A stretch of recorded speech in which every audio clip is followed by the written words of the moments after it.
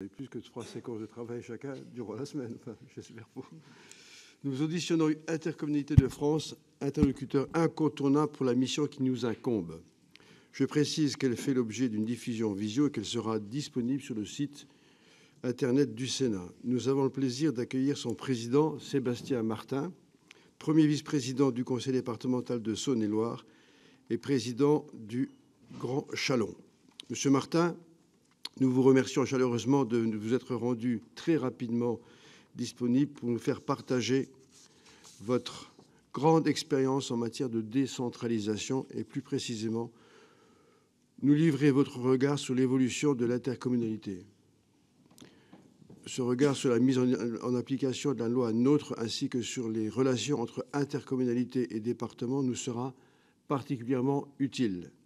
Je vous précise que notre mission d'information créée à l'initiative du groupe Rassemblement démocratique et social européen n'a pas pour objectif de remettre en cause le principe de l'intercommunalité, mais d'identifier les freins et blocages de toute nature qui entravent le bon fonctionnement de certaines structures intercommunales. En adoptant une démarche pragmatique au plus près des réalités du terrain, nous avons à cœur de trouver avec les élus, en particulier les maires et les présidents d'intercommunalités, des voies d'amélioration pour garantir le meilleur fonctionnement possible de notre démocratie locale, notamment en termes de gouvernance et de services rendus aux citoyens. Notre rapporteure Maryse Carrère, que je salue, est pleinement déterminée à mener à bien cette tâche délicate mais passionnante. Et comme elle est à côté de moi, je m'empresse de lui passer la parole. Merci, Monsieur le Président. Monsieur le Président, merci de venir vers nous pour cette audition essentielle, vous le comprenez bien, pour nous. Et nous avons souhaité vous recevoir dans les toutes premières personnes auditionnées pour avoir aussi le bénéfice de votre expérience et de votre implication au sein de l'Intercommunalité de France. Aussi, nous souhaiterions que vous puissiez nous donner votre vision aujourd'hui de l'intercommunalité, faire un mini bilan, je dirais, de quelques années de pratique de cette nouvelle intercommunalité après le Big Bang territorial qu'elles ont connu en 2018, puisque l'effectivité de la loi NOTRe s'est mise en place en 2018. L'évolution aussi que vous avez pu avoir sur ces années par rapport à la raison d'être de l'intercommunalité. Notre mission a pour but de faire un bilan, en aucun cas un procès, même si on a identifié que sur certains territoires, il y avait des problématiques, sur d'autres, il y avait de vraies réussites. Donc aussi, à vous de nous donner aussi peut-être d'identifier les facteurs de réussite ou les blocages quand ils existent. Nous souhaiterions vous entendre sur 4 points essentiels. Aujourd'hui, la stabilisation de la carte avec des sujets que l'on a pu avoir avec engagement et proximité et 3DS où nous avons trouvé des moyens et des outils, je dirais, pour assouplir ou tout au moins essayer d'apaiser les tensions. Est-ce qu'aujourd'hui on est sur une stabilisation de la carte intercommunale ou est-ce que vous avez des exemples aujourd'hui d'intercommunalités qui se sont défaites, refaites, refusionnées, scindées, et si vous avez aussi des exemples de communes qui sont sorties d'intercommunalité? Nous souhaiterions aussi vous entendre en termes de gouvernance, savoir si vous avez des idées d'outils pour améliorer la gouvernance ou si vous estimez qu'elle est aujourd'hui suffisante. En termes de compétences aussi, avec aujourd'hui, est-ce que vous estimez que les compétences intercommunales, c'est un exercice figé ou il y a une possibilité de modulation en fonction des territoires? Et est-ce qu'on doit ou est-ce qu'on peut apporter un peu de souplesse dans ces compétences? Nous n'aborderons pas le volet financier volontairement parce que nous avons en parallèle une autre mission d'information qui est portée par nos collègues du groupe GEST sur le volet financier, pas forcément que des intercommunalités, mais sur la libre administration des collectivités. Nous n'aborderons pas non plus la GEMAPI parce que nous avons aussi des projets en cours. En fait, on se coordonne. Il faudra qu'à un moment, on se coordonne tous et on fasse une réunion pour avoir une coordination sur les 3 missions. Même si ces 2 sujets, que ce soit les finances ou la GEMAPI, ce sont des sujets aussi que l'on ne s'empêchera pas d'aborder, mais sachez que ce n'est pas le cœur de notre métier. Nous, aujourd'hui, le cœur de notre mission, c'est vraiment essayer de voir avec l'évolution de cette intercommunalité, sa raison d'être aujourd'hui, véritablement. Est-ce que c'est aujourd'hui une supra-commune ou est-ce que c'est un outil au service de nos territoires? Je vous remercie. Si vous le souhaitez, Monsieur Martin, vous avez la parole, bien sûr, avec grand plaisir.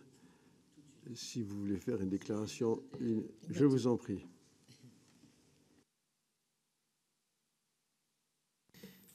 Merci, puisque quand on me pose des questions, j'aime bien essayer d'y répondre.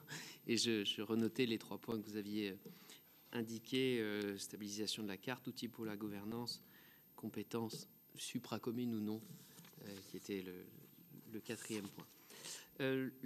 Si vous le permettez, je crois que le titre de votre mission est d'analyser le fait intercommunal depuis la loi NOTRe. Et je voudrais d'abord rappeler que cette loi NOTRe, elle n'est pas sortie de nulle part, qu'il y a eu d'autres textes auparavant sur le fait intercommunal, que je pense des personnalités éminentes des 2 chambres ont porté ces questions-là. J'ai été collaborateur et un de mes prédécesseurs à Châlons s'appelle Dominique Perben.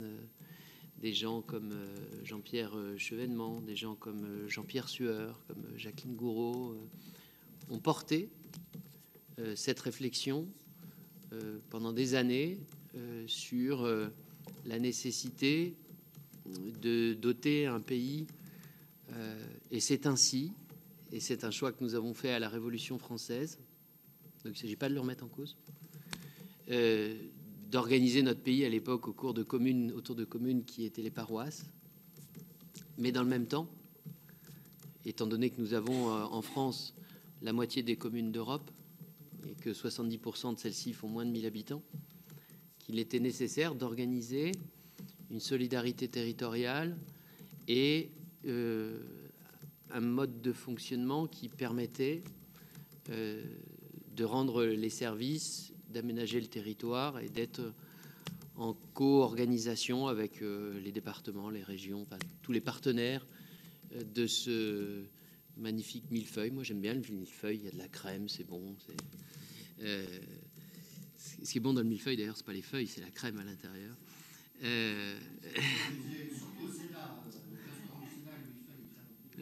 Il paraît qu'il y a même des vins de Bourgogne.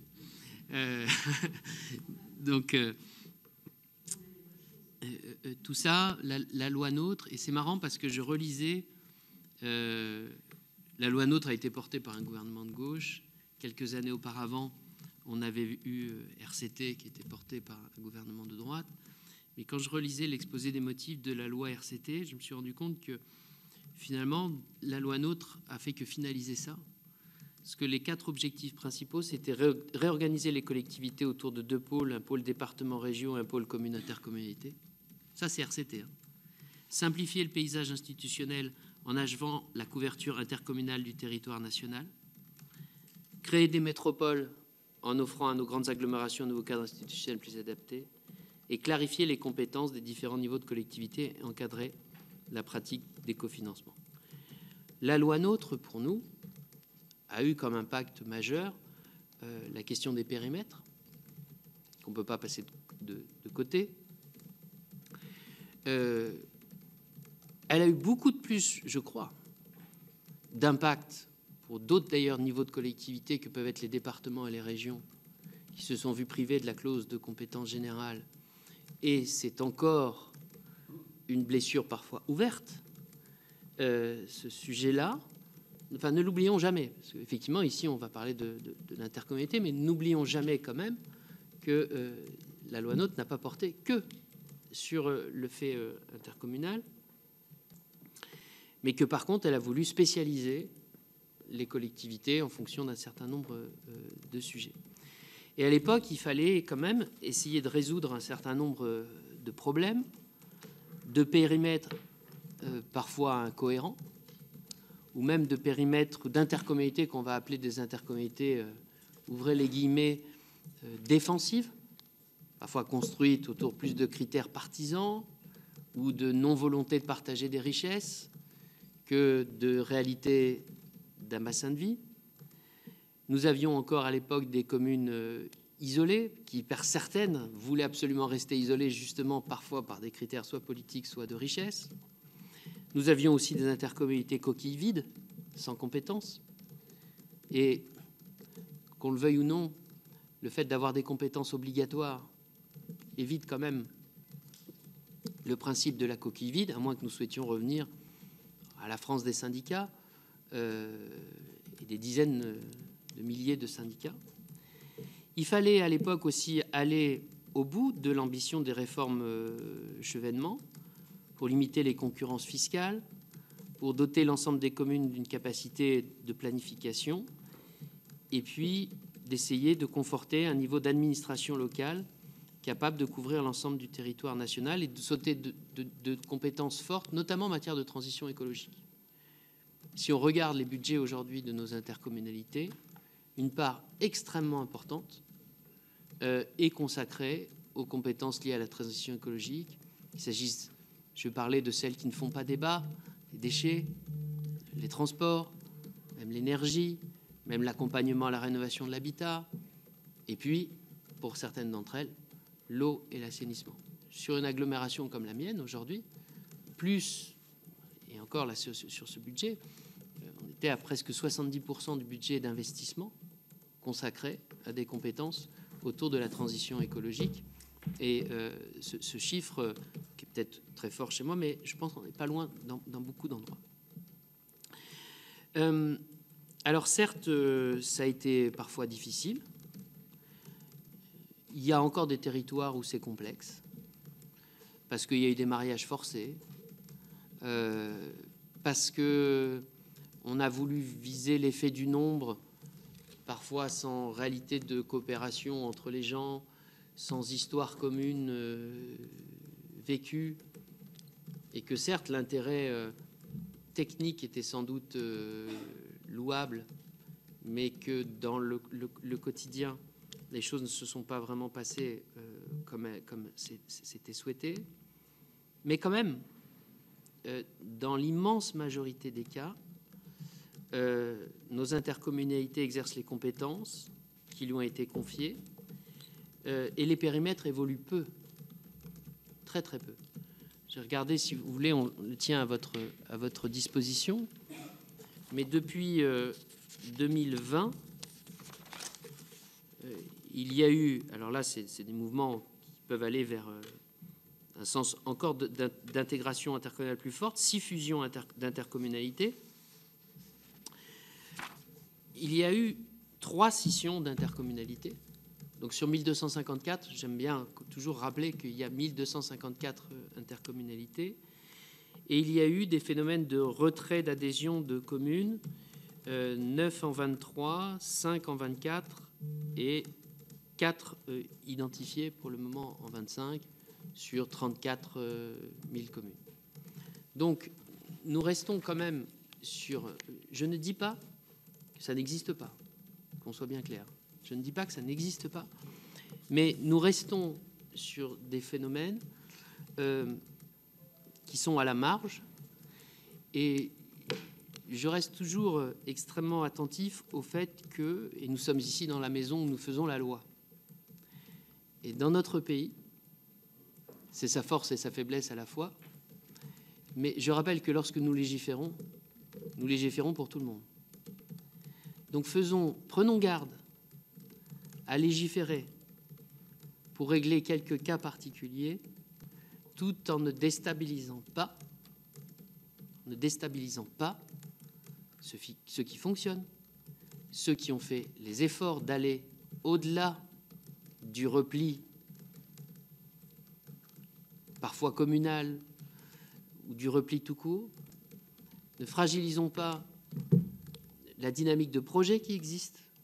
Et je peux vous dire que je fais chaque mois des déplacements. J'étais d'ailleurs pas très longtemps j'étais à Tarbes, il n'y a pas longtemps, Madame la rapporteure, Madame le Président.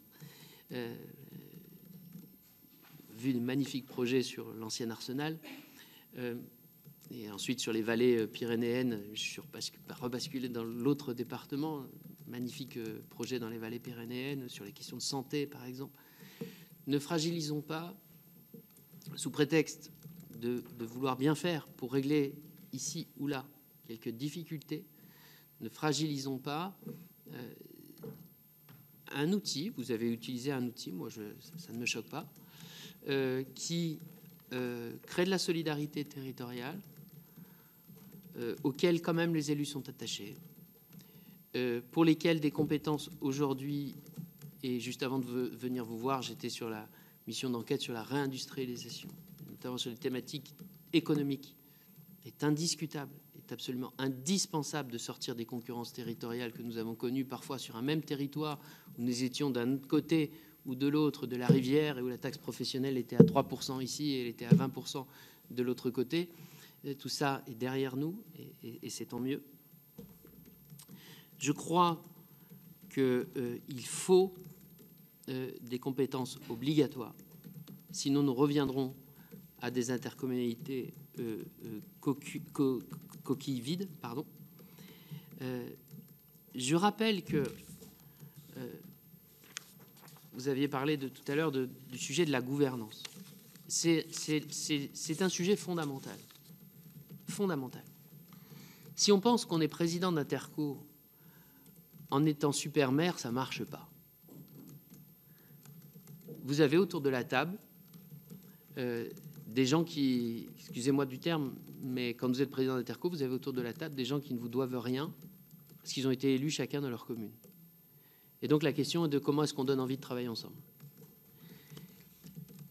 Et pour moi, la question de la gouvernance est fondamentale. D'ailleurs, je crois que la question des pactes de gouvernance a été développée dans les différents textes ces dernières années.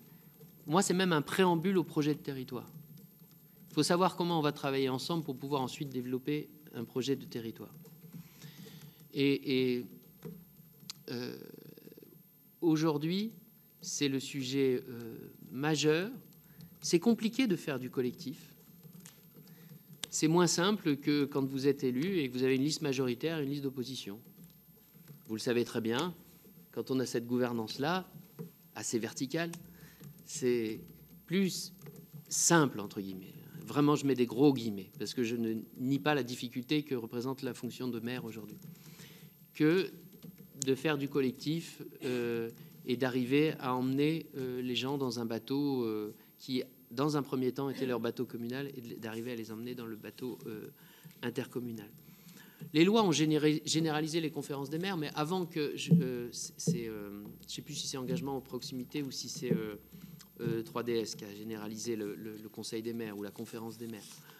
Bon, la loi a généralisé quelque chose qui existait, on avait regardé dans plus de 80% des intercommunalités. Par ailleurs, souvent, quand ça n'existait pas, c'est qu'en réalité, tous les maires étaient déjà au bureau. Alors bien sûr, on va me trouver ici ou là des intercos où le président gouverne comme un tyran, mais je vais aussi vous trouver des communes, des départements, des régions où les présidents, les maires gouvernent d'une manière assez directive. Voilà. Vous avez parlé des questions de compétences. On ne demande pas de compétences en plus. Je vais être très clair. Je demande juste à ce que nous ayons de la stabilité. Je sais que le Sénat a travaillé sur la loi Trace, ZAN, pour adapter souplesse. Je rappelle qu'un an avant, le Sénat avait aussi travaillé en disant que ça allait régler tous les problèmes et nous n'avons pas réglé tous les problèmes. Nous avons un besoin fondamental d'un cadre législatif d'exercice de nos compétences, d'exercice tout court de nos politiques publiques qui soit stable. Nous avons le sentiment que les règles changent tout le temps et d'aller et retour permanent. Et je le dis aussi, d'un sentiment de gaspillage de l'argent public. Parce que... Pourquoi vous dites ça? Non, mais c'était pas une critique, bien au contraire. Moi, Le monde des entreprises disent exactement ce que vous dites. C'est intéressant. On a besoin que nous évoluions dans un cadre stable sur la durée de nos mandats. Ne semble pas être une exigence très forte. La semaine dernière, nous faisions le bilan à mi-parcours de notre SCOT. Et il fallait, pour pouvoir engager la révision, puisque vous êtes obligé ensuite, une fois que vous avez fait le bilan à mi-parcours, d'engager votre révision pour qu'il soit effectif jusqu'à sa fin. Et à la fin de la réunion, on s'est tous dit, mais on fait quoi? On fait quoi? Parce que quand on a commencé à engager la révision et le bilan, on était dans un cadre législatif qui était connu. Et nous sommes aujourd'hui à savoir si on appuie sur le bouton ou pas de la révision, dans l'attente d'un nouveau cadre législatif qui sortira, sous quelle forme, nous ne le savons pas, de la loi Trace. Et je ne veux pas dire que la loi ZAN ne pose pas de difficultés, mais je constate, malheureusement, que nous essayons toujours d'adapter la loi à celles et ceux qui, parfois, ne veulent pas aller affronter ces difficultés,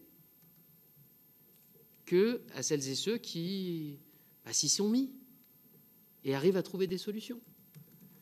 Donc, je ne sais pas quelles seront les conclusions de cette commission et de son travail. Mais moi, j'en appelle, je ne demande rien de plus. Voilà, je ne demande rien de plus. Je demande à ce que le cadre législatif reste stable pour que nous puissions travailler et déployer nos projets de territoire. Parce que pour finir, ce que vous disiez, Madame la sénatrice, tout à l'heure, supra-commune ou OTI au service du territoire. Je vais peut-être vous choquer, mais pour moi, l'intercommunalité n'est pas au service des communes, pas plus que le département est au service de ses cantons ou la région serait au service de ses départements. En tant qu'élus, nous sommes toutes et tous au service de nos habitants. Et l'intercommunalité l'est dans une relation unique, parce que ça n'existe pas ailleurs, avec ces communes, qui restent une porte d'entrée du service public et de la République, identifiée, identifiable par tous nos concitoyens. Et d'ailleurs, pour anticiper sur la question du procès qu'on peut faire parfois sur l'intercommunalité, ah mais on ne comprend pas, on n'est pas connu. Bah oui, on ne comprend pas, parce qu'effectivement, contrairement à un département, une région, l'intercommunalité, ses communes, ses compétences sont propres à chaque territoire. Un département, on sait que c'est le pilote du social. La région, on sait que ça va être le pilote de l'aménagement du territoire, du développement économique. L'intercommunalité, en fonction si c'est une communauté de communes, une communauté d'agglo, une communauté urbaine, une métropole, et de ce qu'elle a défini dans son intérêt communautaire, c'est différent. Je ne vous explique pas la schizophrénie qui est la mienne quand il faut que je parle du fait intercommunal. Mais en tout cas, c'est quelque chose d'unique, parce que nous sommes le seul pays à avoir autant de communes, et je me demande toujours quel est le plan B. Je me demande toujours quel est le plan B. On peut parler néanmoins d'intercommunalité. Bien sûr. Sinon, je ne serais pas là, Monsieur le Président.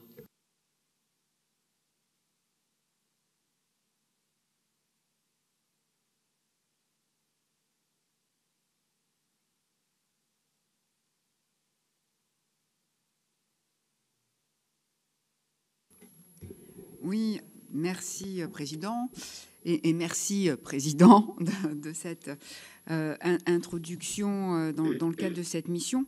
Donc, je partage globalement ce que vous avez dit. Après, on peut entendre qu'il y ait des endroits où il y ait des dysfonctionnements. Alors, est-ce que... à mon sens, plutôt l'analyse que j'en fais, c'est notamment lors des fusions, qui n'étaient pas que des mariages heureux, avec des périmètres qui ne correspondaient pas du tout au bassin de vie. On se retrouve néanmoins avec des communes, en principe plutôt des petites communes en milieu rural, qui se sentent complètement exclues du processus intercommunal. Et en fait, ils regardent passer les trains, quoi. Voilà, c'est...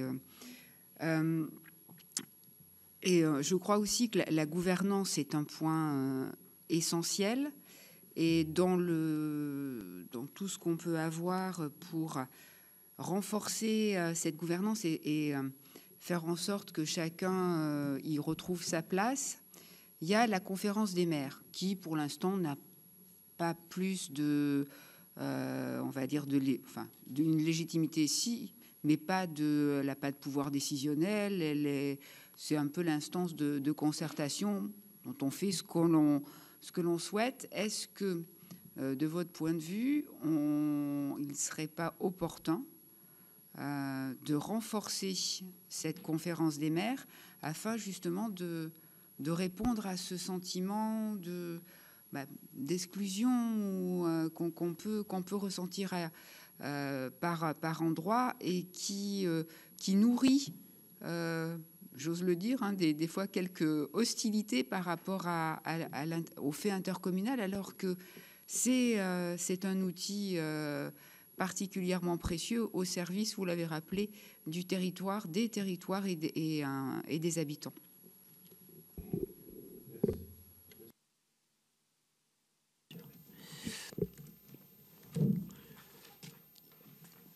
Je pense que la vraie question, c'est la promesse du fait intercommunal, c'était quoi? C'est en nous regroupant, ça sera mieux demain. Parfois, c'est pas mieux demain. Et donc, quand on ne remplit pas une promesse, ça peut créer de la déception.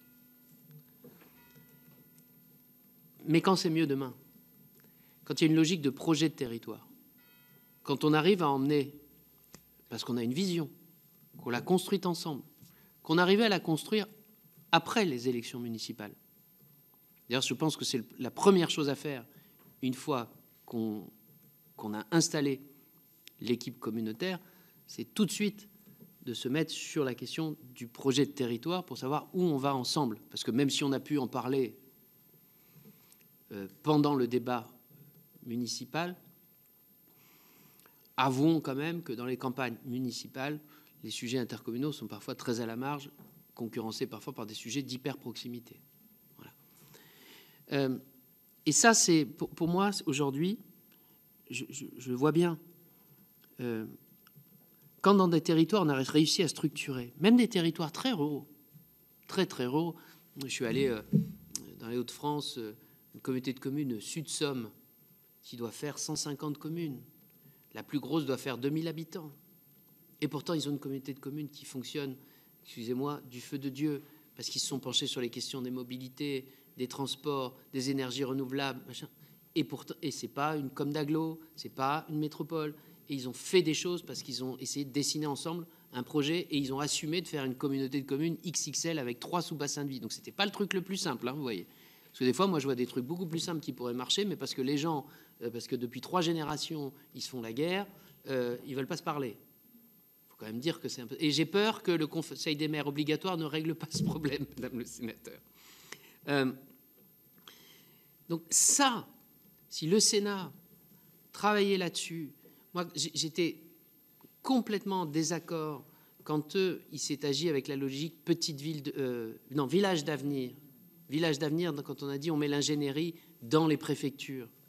Beau geste de décentralisation que de mettre dans l'État de l'ingénierie supplémentaire.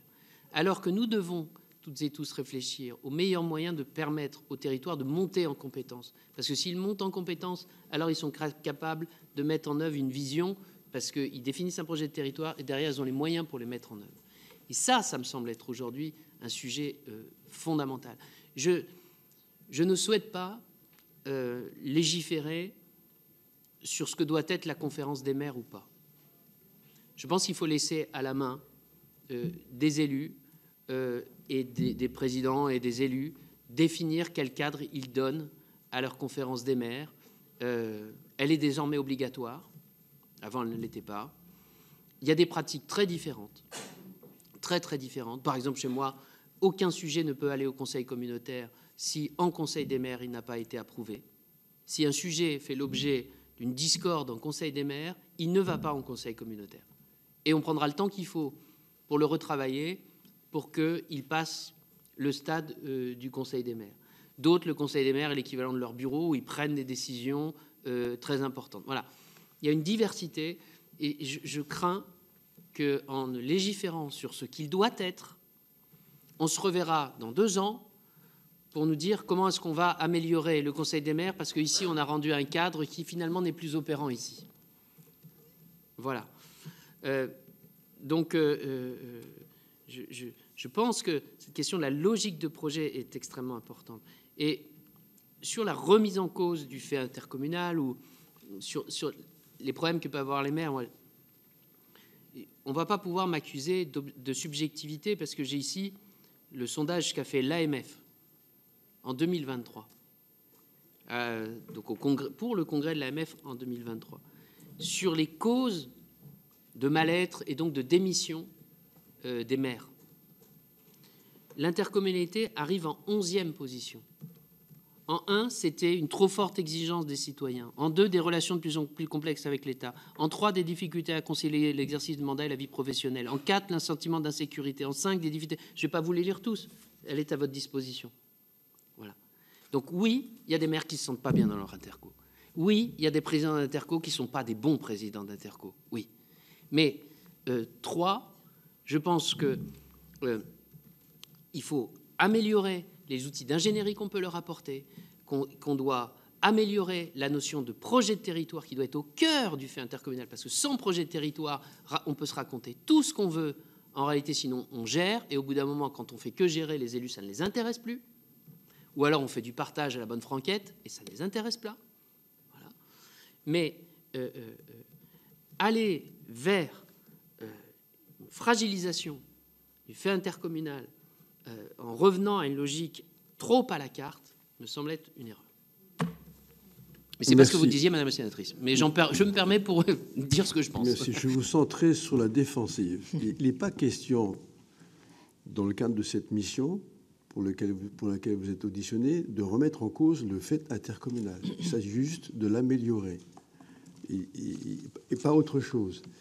Avant de passer la parole à Franck Dersin, je repasse la parole à Madame la rapporteure. Oui, non, juste aller dans votre sens, Président, je vous rassure, en aucun cas, et je l'ai bien dit en préambule, ce n'est un procès, c'est bien un bilan. Et quand je vous ai posé la question au tout début, la première des choses que je vous ai demandé, c'est d'identifier les facteurs de réussite. C'est un de nos objectifs. Il y a aussi, force est de constater qu'il y a des endroits où territorialement ça ne se passe pas bien. On analysera aussi cela, mais on n'a pas d'a priori sur ces 2 objectifs. Enfin, moi, je suis dans un département, j'ai 9 intercommunalités. Il y en a où ça se passe très bien, où on a un vrai projet de développement, où ça avance bien, et d'autres où ça freine. Donc, ça sera vraiment une analyse objective sur ces sujets-là. Sur les règles qui changent tout le temps, je suis d'accord avec vous, mais si elles changent tout le temps, c'est parce que à la base, les lois sont peut-être mal faites et elles ne sont pas toujours adaptables à tous les territoires non plus. On va reparler de la différenciation territoriale, mais c'est vrai que ces dernières années, on s'est quand même rendu compte qu'il y avait des lois qui avaient été faites à la base qui n'étaient pas bonnes, quoi. Et au Sénat, enfin, le sentiment que j'ai, c'est qu'on ne remet jamais en cause fondamentalement les lois. On essaie juste d'ajuster pour pas détruire justement ce qui fonctionne bien et trouver des solutions pour ceux pour qui ça ne fonctionne pas bien.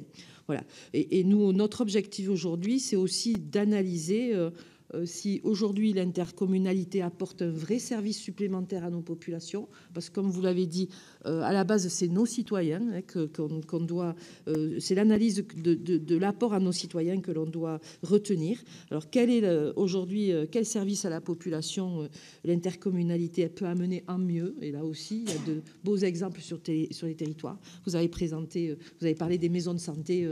Je peux vous en parler. Sur mon territoire, les maisons de santé, elles ont beaucoup été portées par l'intercommunalité en Haute-Pyrénées, et surtout aussi quels investissements aussi pour la population l'intercommunalité a pu favoriser. Est-ce qu'elle est plus performante aujourd'hui qu'hier en la matière? Voilà les 3 points que je voulais aborder avant de passer la parole à nos collègues. Oui, parce que ce matin, j'avais un petit déjeuner avec un grand patron d'entreprise et il tenait les mêmes propos que monsieur. Et je trouvais ça remarquable, si vous voulez, que vous puissiez tenir ces mêmes propos, parce que je les approuve totalement. On a besoin, effectivement, de stabilité, aussi bien dans la relation des collectivités, dans notre vie, que dans le monde économique aujourd'hui. Alors, j'ai été maire pendant 28 ans, comité urbain de Dunkerque. Je pense avoir presque tout connu. J'étais conseiller départemental, vice-président de la région, vice-président d'une intercommunalité. J'ai même été dans cette intercommunalité à 17 villes contre moi tout seul, face à un type qui cherche à m'écraser. Puis ensuite, je me suis retrouvé avec un type de la même tendance qui, au contraire, avec qui je me suis associé à travailler avec moi. C'est Patrice Vergrit. Et on a fait des choses extraordinaires ensemble avant que je devienne sénateur, que je quitte le fait intercommunal. J'ai même fait une des 2 seules fusions de communes du département du Nord, entre la ville de Tettegem et la ville de Coudekerque village, qui a été... alors, c'est dur, hein, fusionner de villes. Hein. Administrativement, c'est extrêmement lourd, c'est extrêmement dur, et on se sent parfois un peu seul, et il faut avoir un très bon secrétaire général, pour avoir, enfin, un DGS fantastique pour pouvoir avancer. 2 questions. Je sens que dans l'intercommunalité, surtout quand il y a beaucoup de communes, par exemple comme dans la MEL, métropole européenne de Lille, plus qu'à Dunkerque, mais je l'ai ressenti aussi à Dunkerque, il y a des fois où on veut avancer sur certains sujets, mais toutes les communes ne sont pas d'accord. Donc je parle de mutualisation. Bon. Et je pense qu'il faut qu'on puisse aujourd'hui, si on veut avancer, faire de l'intercommunalité à géométrie variable, à l'intérieur même de l'intercommunalité. C'est de dire, tiens, sur l'éclairage public, qui veut y aller? Qui ne veut pas y aller? Parce qu'il y en a qui disaient, mais oui, c'est une très bonne idée, mais moi j'ai déjà investi sur l'éclairage public, donc moi la mutualisation, j'ai plus envie de le faire, c'est pas mon intérêt. Donc c'est de pouvoir se dire, on fait de la mutualisation, pas forcément avec l'intégralité des communes, mais avec une partie, et on avance. Et puis que ceux qui veulent demain venir nous rejoindre sur cet aspect-là viennent nous rejoindre. Donc j'aurais aimé vous entendre là-dessus. Après, vous avez parlé... Alors, vieux débat, hein, des super-maires. Hein, enfin, voilà. Mais c'est vrai, des super comme ça, si vous voulez, mais bien sûr. Et puis il y a les super maires, ceux qui aimeraient devenir des super maires. Et donc on en vient au fameux débat de l'élection des présidents d'intercommunalité, qui pourraient être, hein, ça revient à chaque fois comme ça, élus comme les maires. Et donc là, enfin, moi, je suis contre, hein, personnellement, mais j'aurais aimé également vous entendre là-dessus. Voilà, je n'en serai pas plus loin.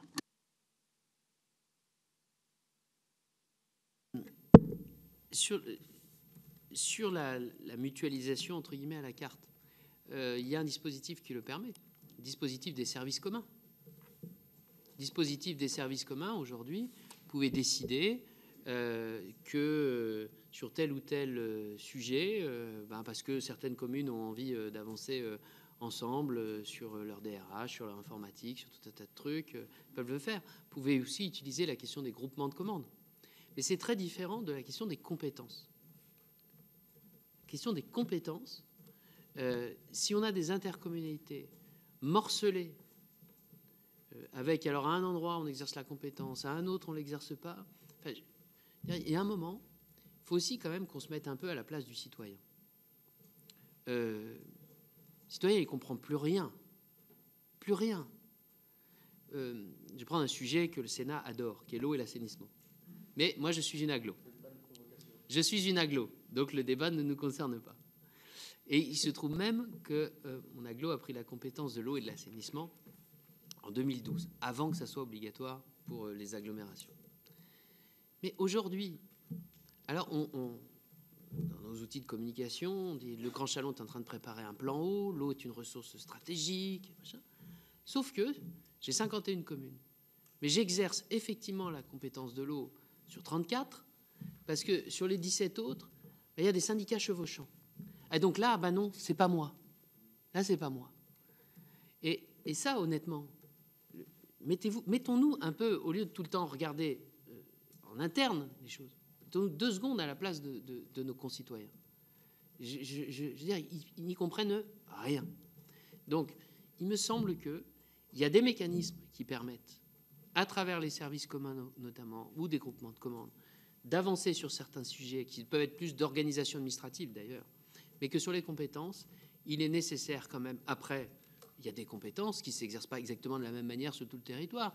Évident, par exemple, si on parle du développement économique, dans le petit village de 50 habitants où il y a une très jolie église, je ne vais pas aller mettre une zone industrielle alors qu'elle va être dans le cœur urbain. Et on connaît ça par cœur, les problématiques industrielles à Gravelines-Dunkerque. Hein.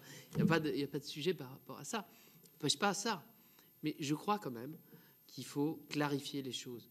Un des objectifs, je le rappelle, du législateur, quand il a construit toutes ces lois autour du fait intercommunal, c'était quand même aussi ça. C'était de passer d'une France à 16 000 syndicats à une France à 1254 intercommunautés identifiées comme une échelle d'organisation des services publics et des politiques publiques, en tout cas pour celles qui lui sont confiées. C'était quand même l'objectif. Donc, moi, je crois qu'il est important de rester dans cet objectif-là. Deuxième question, le suffrage universel. Nous avons pris une position très claire. Nous nous sommes exprimés pour dire que nous ne souhaitions pas que les présidents d'intercommunalités soient élus au suffrage universel direct. Ce qui me permet de faire une petite incise, puisque le seul président, je le rappelle, qui est élu au suffrage universel direct dans notre pays, c'est le président de la République. Tous les autres modes de scrutin sont quand même des scrutins indirects. Le maire, c'est très particulier parce qu'il est tête de liste et les gens votent pour leur maire. Mais je rappelle que c'est le conseil municipal qui élit le maire, comme c'est le président du département est élu par ses conseillers départementaux, que le même président des départements est élu dans une circonscription électorale qui s'appelle son canton, à la base. Il n'est pas élu sur une liste départementale. Bon. Et personne ne s'interroge sur la légitimité du président du conseil départemental. Par contre, j'aurais aimé, et l'association aurait aimé, que dans le cadre du débat sur la parité et du scrutin de liste, qui a fait débat, je ne vais pas revenir sur, qui a fait débat, qu'au dernier moment, alors que d'ailleurs, aussi bien le sénateur Kerrouche que la sénatrice Bellureau, qui ne sont pourtant pas des deux mêmes groupes politiques, avaient maintenu la notion du fléchage intercommunal dans toutes les communes, a été supprimée par un amendement gouvernemental, soit maintenu le système du fléchage dans toutes les communes. Pourquoi ? Parce qu'aujourd'hui, c'était un moyen de faire progresser le débat intercommunal partout et de le rendre visible partout. Alors que là, on a décidé de le laisser invisible dans 70% des communes. Et je trouve très dommage, d'un côté, de défendre les idées démocratiques, de transparence, et de l'autre, d'utiliser d'un subterfuge pour faire disparaître le débat intercommunal de 70% des communes.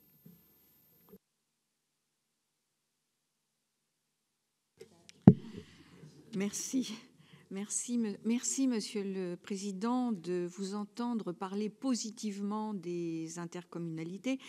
Parce que hier, nous avons eu une audition et j'ai trouvé la personne qui était devant nous fatiguée, un peu déçue de l'intercommunalité et déçue des communes. Elle trouvait que ça c'était pas aussi positif, aussi en train que quand c'était la bonne époque du Sivom. Vous voyez, donc voilà. Et moi, je me dis que, par exemple, moi, dans mon intercommunalité, je trouve dommage que cette intercommunalité n'ait pas été conseillée pour la prise de compétences, mieux conseillée, vous voyez, parce que cette intercommunalité a pris la compétence scolaire, 17 petites communes, et la compétence scolaire, ça coûte énormément d'argent.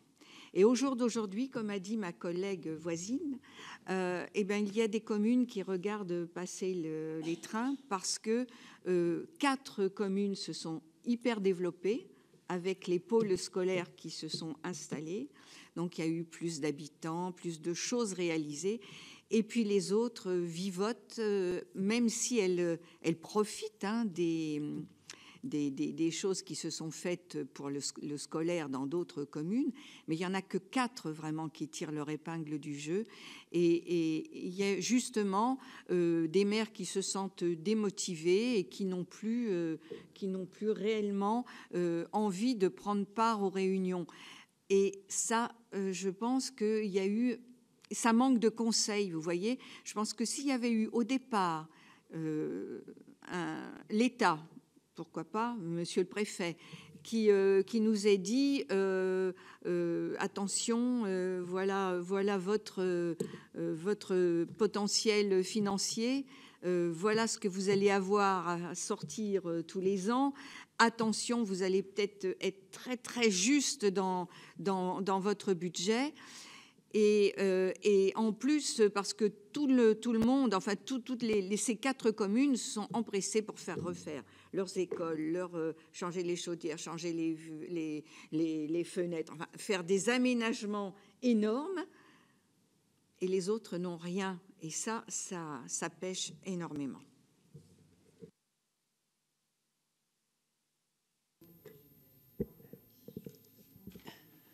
C'est vrai qu'on revient au projet de territoire, on revient à la manière dont on... Des fois, c'est rigolo comme les choses se passent, parce que des fois, du jour où la compétence part à l'interco, il faut faire plein de choses. Pendant des années, on n'a pas entretenu. Puis du jour où c'est à l'interco, il faut faire plein de choses. Il faut faire tout de suite. Et on est très impatient. Par contre, vous avez raison sur le fait qu'il y a parfois certaines prises de compétences qui peuvent plomber l'interco. Ça existe. Ça existe. Et ça va beaucoup dépendre aussi des conditions dans lesquelles on a organisé ce transfert de compétences, et notamment la CLECT, et de savoir ce qu'on a voulu ou pas transférer, non seulement comme charge, mais comme moyen, avec. Et c'est là où parfois le bas peut blesser, parce que si on avait vraiment la volonté d'aboutir et qu'il a fallu faire un petit compromis sur l'enjeu, on peut se retrouver le lendemain à exercer une compétence sans avoir réellement tous les moyens qui étaient nécessaires. Plus, moi je crois beaucoup plus désormais, ça c'est un sujet qu'on peut travailler, au calcul des transferts par des modalités péréquatrices que le calcul de transfert par le droit commun. Calcul de transfert par le droit commun, c'est vous avez dans votre budget pour la petite enfance, par exemple, voilà. Demain une Comcom va prendre la petite enfance. Vous avez dans votre budget pour la petite enfance, vous aviez déjà un relais assistante maternelle ou quelque chose, bon, voilà. Donc on prend ce que vous aviez et on le transfère, on l'enlève de vos attributions de compensation. Mais sauf que vous avez plein de communes qui avaient 0 dans leur budget et qui, par contre, du jour au lendemain, vont bénéficier d'un service intercommunal et quelque part, sont bourses déliées, comme vous dites. Déjà, vont être sans doute les plus demandeurs alors qu'ils ne payaient rien avant, et 2, payent rien alors qu'ils ont un service. Et ça, je crois que c'est quelque chose sur lequel il faut qu'on travaille. De la même manière que on ne peut plus continuer sur la question, par exemple, du développement économique avec des recettes fiscales qui ne soient pas mieux partagées. Il y a eu tout un débat à une époque sur la question de la taxe d'aménagement. Mais est-il honnêtement encore possible aujourd'hui, lorsqu'une intercommunalité aménage totalement, à 100%, une zone d'activité économique, que la taxe d'aménagement fait pour financer des aménagements ne lui revienne pas au moins en partie? De la même manière que, est-il logique, et je vais vous prendre mon propre exemple, j'ai connu un accident industriel qui s'est appelé Kodak, qui aujourd'hui est une réussite. Bon, parce que Kodak nous a cédé, est parti proprement et nous a cédé une réserve foncière de 100 hectares. Cette réserve foncière de 100 hectares va générer 2,5 millions d'euros de foncier bâti annuel pour 2 communes de 1500 habitants. C'est-à-dire plus que leur budget communaux. Presque l'équivalent, de leur budget communaux. Est-il logique que ces sommes leur reviennent uniquement à eux. Alors, on est arrivé, après des mois et des mois de discussion, à faire un partage entre les communes qui accueillent ces entreprises dans la zone qui est d'intérêt communautaire, l'intercommunalité et toutes les communes membres, parce que j'ai considéré qu'il fallait que la réussite économique profite à toutes les communes membres. Mais ça a été, je peux vous dire, et on n'arrive pas à un tiers. Hein. C'était mon objectif initial. Bon, on a fini par y arriver. Mais est-ce qu'en termes de justice, ça c'est encore possible? Est-ce que demain, quand le plan nucléaire va continuer à se déployer, est-il possible que la richesse phénoménale, un nouvel EPR, c'est 34 millions d'euros de fiscalité qui tombent en plus pour un réacteur. Voilà, pour un réacteur. Est-il possible, et encore chez vous, vous êtes en FPU. Bon. Arrêtez. Mais il y a excusez-moi, mais il y a des communautés de communes qui, par égoïsme, ne sont pas passées en FPU et où toute la richesse reste uniquement sur la commune, ou parfois deux communes, parce que c'est tellement gros une centrale, qui accueille la centrale. Ça, c'est un dysfonctionnement auquel il faut vous attaquer. C'est la nature, la solidarité va toujours du plus grand vers le plus petit. C'est un combat de longue haleine. Je passe la parole à Jean-Marc Delia. Merci, Monsieur le Président. Monsieur le Président, effectivement, cette mission d'information est là pour faire un bilan. Et je pense que c'est très bien, au bout de 10 ans, de poser un peu les choses et de voir qu'est-ce qui a bien marché et ce qui a moins bien marché. Donc, en fait, c'est ça notre objectif, c'est de pouvoir améliorer les choses. Effectivement, il y a une zone de transition. Cette zone de transition, c'est-à-dire il y a eu la création de transfert de compétences, transfert d'agents. Et je voulais savoir si vous avez noté, donc, vous avez parlé de millefeuille tout à l'heure.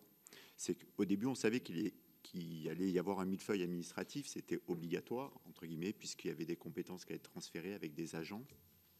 Est-ce que les choses se sont améliorées au bout de 10 ans? Est-ce que les intercommunalités, pour vous, se sont bien perfectionnées sur leur champ de compétences? Et comme vous l'avez évoqué, ça me permet de rebondir aussi. C'est vrai qu'on a du mal à comparer les agglomérations parce qu'elles n'ont pas les mêmes compétences qui ont été transférées. Donc c'est difficile de comparer une agglo avec une autre. Et notamment, là, tout à l'heure, vous parliez de taxes d'aménagement. Effectivement, si vous avez une interco qui fait une zone d'activité quelque part dans une commune et la commune n'a pas transféré, j'allais dire, peut-être sa petite enfance, la commune, elle a quand même à sa charge l'accueil des enfants pour assurer donc les parents de leur activité dans ces zones d'activité. Donc c'est toujours un équilibre à trouver qui est assez fragile. Et ça me permet de rebondir sur le fait, tout à l'heure, vous avez parlé que l'agglo était au service des habitants. Alors qu'on entend souvent les présidents d'agglo qui disent l'agglo est au service des communes. Donc ça, vous avez répondu en partie en disant que pour vous, c'était au service des habitants. Mais comment vous placez le maire, vous, dans tout ça? Parce que quelque part, le maire, lui, il est en première ligne de la compétence. Lorsqu'il y a une compétence déchet qui ne fonctionne pas sur sa commune parce que le service ne fonctionne pas et il n'a pas la main sur ce service, c'est lui qui est en première ligne. C'est vrai. Et c'est lui qui remonte auprès de l'agglo. Et quelquefois, lui, j'allais dire cet élu, il est confronté à une administration qui ne contrôle pas, sur lequel il a des difficultés. Et c'est vrai que on a ces remontées de terrain d'élus qui nous disent ils baissent un peu les bras parce qu'au bout d'un moment, ils n'ont pas ce champ de compétences et c'est difficile pour eux d'avoir, j'allais dire, une couche administrative supplémentaire sur le terrain. Voilà, c'était sur ces deux points que je voulais vous... Je crois que, enfin, je redis, hein, nous sommes toutes et tous au service des habitants. C'est pas que pour l'interco. Oui. Voilà. Moi, je peux pas. En fait, je trouve que on peut pas imaginer autre chose. Elles n'est pas au service entre nous. Enfin, je veux dire, les élus parlent aux élus, quoi. Sinon, les élus parlent aux élus. L'agglo est au service des communes. Et puis, bon. Mais par contre, j'ai rajouté dans une relation étroite et d'un partenariat unique, parce qu'on est les seuls à avoir ça. Pour que ça fonctionne, Si l'interco passe au-dessus du maire, ça ne marche pas. On ne peut pas imaginer mettre en œuvre une politique publique sur un territoire intercommunal et dans une commune sans le maire. Enfin, pour moi, c'est inenvisageable. Pourquoi? Parce que de toute façon, si nous n'arrivons pas à en faire un relais de l'interco, mais un adversaire, mais on est mort. Parce que c'est le maire et puis numériquement, 94 conseillers communautaires, 750 conseillers municipaux dans mon interco. La bataille est vite gagnée. Hein. Donc, si nous n'arrivons pas à en faire, comment dirais-je, des relais de l'intercommunalité, si nous ne les informons pas, si régulièrement les conseils des maires ne sont pas des lieux où on leur donne des informations, si nos commissions thématiques, moi j'ai des commissions thématiques et on est de plus en plus d'interco à faire ça, les commissions thématiques ne sont plus des lieux d'examen des délibérations du conseil communautaire. Les commissions thématiques sont des lieux où les élus municipaux peuvent venir au sein de l'interco partager des sujets qui les concernent, qui les intéressent et qui parfois n'ont pas forcément un lien avec les compétences intercommunales. Parce qu'au moins elles se disent, je vais dans un truc qui me sert à quelque chose. Et ils repartent chez eux en disant, je suis allé dans une réunion à la Comcom ou à l'Aglo qui m'a été utile à moi dans mon mandat municipal et je vais me trouver plus intelligent quand les gens vont m'interpeller dans la rue parce que je saurai quoi répondre et je saurai quoi faire et je serai plus utile à mes habitants. Donc, il est inenvisageable, vraiment inenvisageable. Et d'ailleurs, nous, on parle tout le temps du bloc communal. Du bloc communal. Parce que c'est d'ailleurs, si on doit pouvoir arriver à comparer des territoires, c'est à cette échelle-là qu'il faut la faire. Parce que les effets de mutualisation, pour aller à votre première question, ils sont entre communes et intercommunalité, et les seuls éléments de comparaison qu'on puisse faire, ce sont ceux-là. Je n'ai pas d'indicateur précis sur la montée en compétences dans les intercommunalités. Par contre, ce que je vois, c'est qu'aujourd'hui, des communautés de communes qui ont intégré pas mal de compétences et ont un projet, arrivent à attirer vers eux des cadres de bon niveau et de bonne qualité. Et du coup, il y a un effet vertueux. Parce que vous avez un bon projet, vous attirez des bons cadres, vous avez une structuration nécessaire pour ensuite conduire des politiques publiques. Et notamment dans les communautés de communes. Des communautés de communes qui... je suis allé il n'y a pas longtemps dans le Val d'Amour, c'est beau, dans le Jura. Voilà. Et ben cette communauté de communes, ils ont décidé de mutualiser. Tous les personnels des communes sont mutualisés à l'échelon intercommunal. Et ben du coup, ils ont pu se doter d'une direction générale, de directeurs généraux adjoints, et ils conduisent du projet, et ça déroule. Et ça déroule. Voilà. Je suis allé il n'y a pas longtemps, j'étais pas loin de chez vous, au pays de Naï. Faut voir dans une vallée pyrénéenne ce qu'ils font en matière de solidarité, en matière de social, qu'ils font même mieux, je trouve, que certaines grandes agglos, sans difficulté. Voilà. Donc, vous savez, la clé de tout ce qu'on se dit là, hein, un moment, hein, c'est les hommes et les femmes qui font leur territoire. C'est ni la loi, ni les règlements, ni les textes, c'est les hommes et les femmes qui font leur territoire et qui arrivent à emmener. Si vous n'avez pas ça, vous pouvez avoir les plus beaux outils de la terre, si vous ne savez pas vous en servir ou si vous ne savez pas les construire, ça ne marche pas. Merci. Moi, j'aurais deux questions à vous poser, Monsieur le Président. Vous avez évoqué dans vos propos liminaires le périmètre de certaines intercos, en reconnaissant que dans certaines situations, ça posait problème, puisque ce périmètre avait souvent été imposé depuis la préfecture. Et s'il fallait tenir compte de cette observation et des écarts de fonctionnement qui peut en résulter, quel serait, selon vous, le critère à retenir pour définir un nouveau périmètre? Est-ce que c'est la loi qui devrait l'imposer ou est-ce que c'est les territoires eux-mêmes qui pourraient, en liaison avec alors c'est plus la CDIC, mais c'est les CI, mais avec le préfet, est-ce que sachant qu'il peut y avoir des intercos à cheval sur 2 départements. C'est ma première question, parce qu'on a tous en tête le repère que constitue le bassin d'emploi ou le bassin de vie, et souvent on observe que sur certains territoires, ce n'est pas le cas. Deuxièmement, vous avez évoqué la conférence des maires, et moi j'étais moi-même dans une interco qui fonctionnait comme vous le faisiez. Il ne passait pas un point à l'ordre du jour du conseil communautaire qui n'avait été au préalablement vu en conférence des maires. Mais il y a aussi les intercos où le président fait de l'occupationnel. On parle de tout, sauf de ce qui va venir à l'ordre du jour, sauf de ce qui vous intéresse, mesdames et messieurs les maires. Alors, est-ce qu'il ne faudrait pas, de manière, par la loi, être plus directif sur la... Parce que le Code général des collectivités territoriales enjoint le président de fixer un ordre du jour, mais il ne dit pas quel est l'ordre du jour.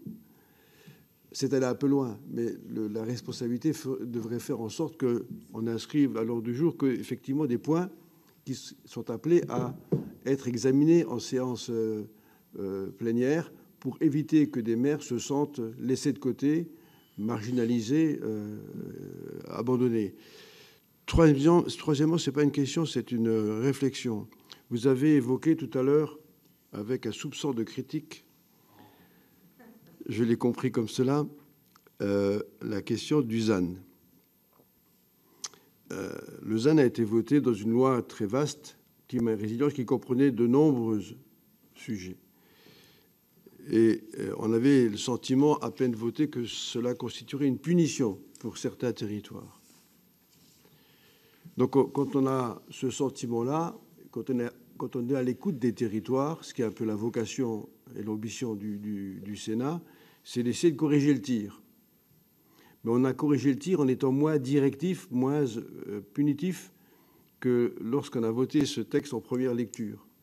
Donc, je considère que dès lors, ce n'est pas un handicap ni pour les régions, ni pour leurs partenaires que sont les SCOT et les EPCI, dans la mesure où c'est une possibilité qui est désormais ouverte, soit ces territoires la saisissent, soit ils considèrent que la première trajectoire qui avait été définie est la bonne. Mais on n'enlève rien à personne, étant entendu que c'est un devoir qui est partagé entre les acteurs de terrain. Voilà, moi je vous écoute surtout sur comment on modifie les périmètres lorsque c'est nécessaire. Moi, je donnerais plus de pouvoir à la CDCI. Je donnerais beaucoup plus de pouvoir à la CDCI parce que, pour revenir à ce que je vous ai dit au tout début, pour régler des cas particuliers, il faut éviter une règle générale. Si nous inscrivons tout dans la loi pour pouvoir ouvrir les vannes, pour régler quelques cas, je pense que nous sortons le bazooka pour écraser une mouche. Donc, plus de pouvoir à la CDCI et plus de pouvoir au préfet qui constate, s'il constate vraiment que les gens ne peuvent pas travailler ensemble, que vraiment les gens n'en peuvent plus, qu'ils puissent avoir plus de pouvoir pour revoir à la marge les périmètres des intercommunalités.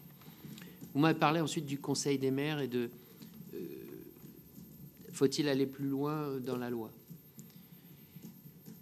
Depuis quelques années, j'essaye de m'en tenir à un principe qui est de dire que nous devons, si nous défendons l'idée de la décentralisation, essayer de faire en sorte que le pouvoir réglementaire local, si un jour il pouvait s'exercer, puisse le faire. Et plus nous détaillerons la loi, moins le pouvoir local peut s'exercer, et y compris le pouvoir réglementaire local peut s'exercer. Donc je ne rentrerai pas dans la loi, dans un cadre trop rigide sur ce que doit être le Conseil des maires, quitte à constater ici ou là qu'on ne va pas assez loin. Je préfère prendre ce risque. Mais je pense que si nous défendons toutes et tous l'idée de la décentralisation, il faut qu'on accepte, à un moment ou un autre, de prendre ce risque-là. Sur le ZAN, je suis d'un naturel optimiste, Monsieur le Président. Je pense que vous l'avez entendu. Donc j'espère que vraiment, mais vraiment, que les temps qui viennent vous donneront raison. Je vois aussi parfois que notre pays a besoin quand même de cadres clairs pour avancer. Donc on verra. Et puis la discussion n'est pas terminée. Il y a encore discussion à l'Assemblée, ensuite ça reviendra sans doute ici. Voilà. Moi, mon propos portait plutôt sur l'instabilité législative permanente.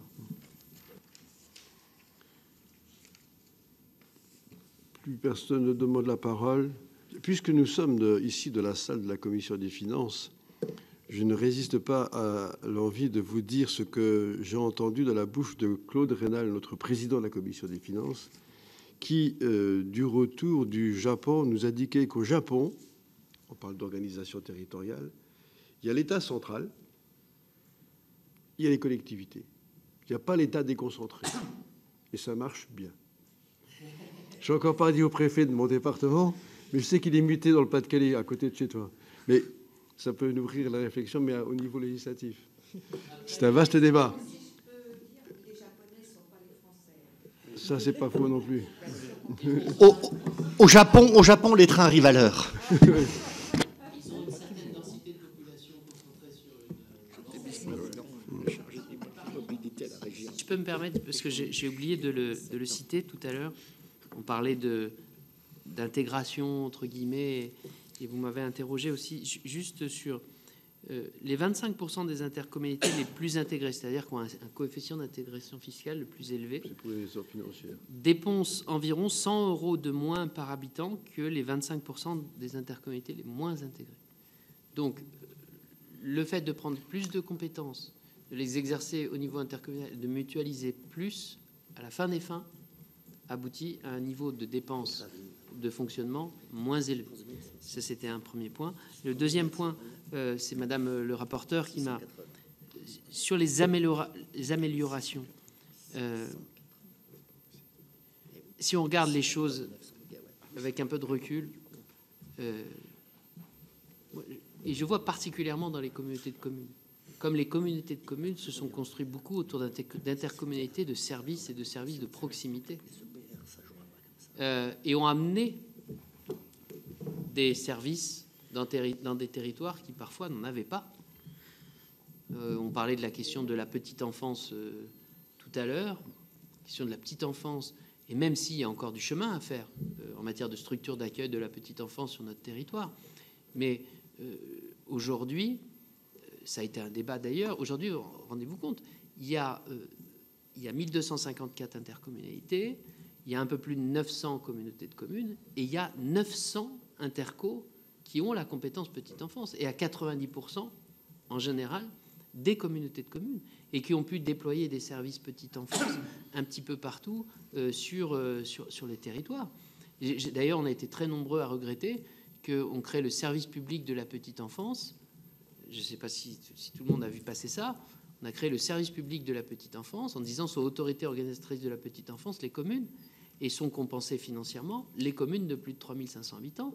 Donc ça veut dire que si vous êtes une communauté de communes qui fait 15 000 habitants, mais que vous n'avez pas de commune de plus de 3500 habitants, mais que vous exercez la compétence petite enfance alors qu'auparavant peut-être une ou deux communes le faisaient, vous n'avez pas droit à une compensation financière.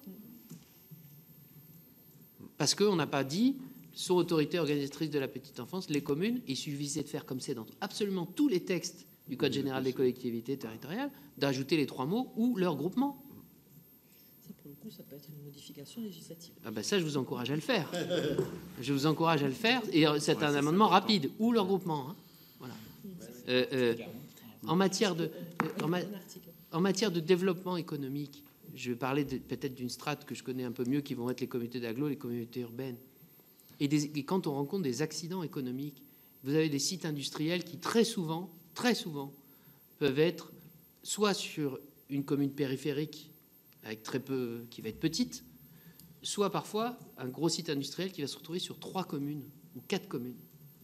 Si vous n'avez pas l'intercommunalité pour gérer ça, moi je peux vous dire, j'ai eu Kodak chez moi, 2400 salariés sur 4 communes différentes. Aujourd'hui, c'est une réussite. On a 9 usines qui sortent de terre, comme d'autres territoires industriels ont des belles réussites. Enfin, s'il n'y avait pas eu l'agglo, on n'aurait jamais réussi à faire ce qu'on a fait. Jamais. Jamais, jamais, jamais. En matière de mobilité ou de transport, je regrette les régions qui ont interdit aux communautés de communes de prendre la compétence. Parce qu'aujourd'hui, elles ne venaient pas forcément en concurrence avec les régions. Elles pouvaient travailler sur des petits mécanismes de transport solidaire, sur des trucs tout simples. Et ça n'a pas été fait. Mais d'autres le font. J'ai cité Sud-Somme tout à l'heure. Et les services publics environnementaux. Mais les services publics environnementaux, sans mutualisation, il n'y a plus de services publics environnementaux au milieu rural. Il n'y en a plus. Il n'y en a plus. Et parfois, vous êtes content d'être plutôt dans une agglo parce que la densité du cœur urbain va permettre de continuer à aller ramasser les poubelles toutes les semaines, quand dans d'autres territoires très ruraux, on n'est plus du tout à toutes les semaines. Et que s'il n'y avait même pas une mutualisation à l'échelle d'une communauté de communes, parfois à plusieurs, je ne sais pas comment ils feraient pour se payer un ramassage des ordures ménagères à des coûts accessibles. C'est vrai, mais si la DGF des communes rurales était calculée comme elle est pour les villes, peut-être qu'il y aurait plus de moyens dans les communes rurales. Eh bien, dans ce cas-là, alignons aussi les crédits des contrats de ville sur la DETR, monsieur le sénateur. Oui, mais... Moi, j'y suis prêt. Mais sauf que ça veut dire qu'on va diviser par 2 la DETR. Oui. Oui, bien sûr. Mais si on veut aller vers l'égalité, tout le monde a du chemin à faire. Mais ce n'est pas dans notre mission. Dieu merci. Il n'y avait pas les finances, c'est vrai. Vous l'avez dit. On l'avait dit dès le départ. Vous l'avez dit dès le départ. Voilà. Est-ce que vous souhaitez ajouter quelque chose? Non, en tout cas, merci beaucoup.